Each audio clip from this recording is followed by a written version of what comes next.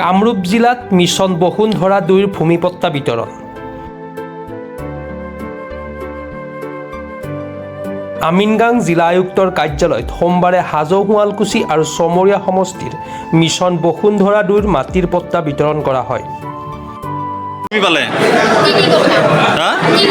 তিনি কথা পালে। আগতে বেলেগ ভূমি আছিল নে নাই? ম্যাদী পট্টাৰ ভূমি নাছিল। এয়া প্ৰথম পালে আপোনালোকে। কিমান বছৰ দখল কৰি আছিলে? কাক ধন্যবাদ জনাব আপুনি? মুখ্যমন্ত্ৰীক ধন্যবাদ জনাব। মানে বহুত সুখী আজি।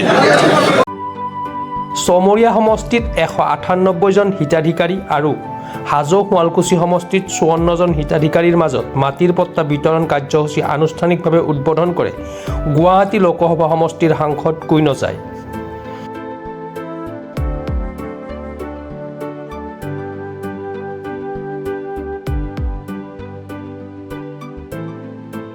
অনুষ্ঠানত উপস্থিত থাকি মহকুমা ভূমি পৰামৰ্শদাতা সমিতিৰ সদস্য কুশল মালাকৰে চমু বক্তব্য দাঙি ধৰি ইয়াৰ বাবে মুখ্যমন্ত্ৰী ডক্টৰ হিমন্ত বিশ্ব শৰ্মাৰ প্ৰতি গভীৰ কৃতজ্ঞতা জ্ঞাপন কৰে।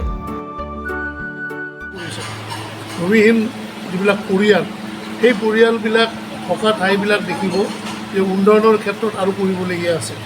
আগন্তুক দিনত সেই ঠাইবিলাকৰ উন্নয়নৰ কাৰণে তাত হয়তো কিছুমান বেলেগ বেলেগ বিভাগৰ ইনষ্টিটিউশ্যনবিলাক যাব, ভেটেনাৰী যাব, হেল্থ চাব চেণ্টাৰ যাব, ৱাটাৰ ছাপ্লাইৰ কাৰণে আমাক মাটি লাগিব।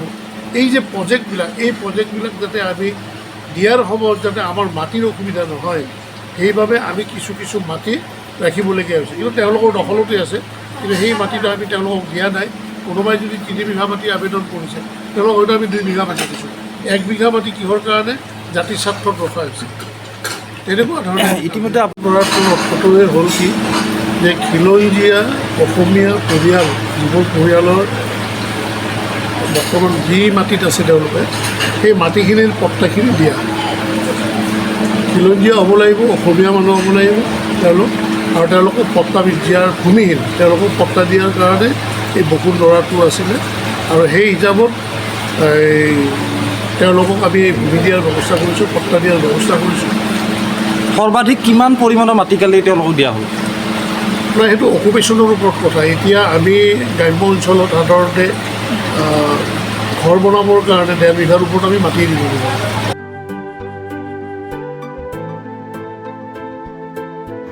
আমিনগাঁৱৰ পৰা মিতালী দাসৰ ৰিপৰ্ট, প্ৰাতঃ টাইম ডিজিটেল।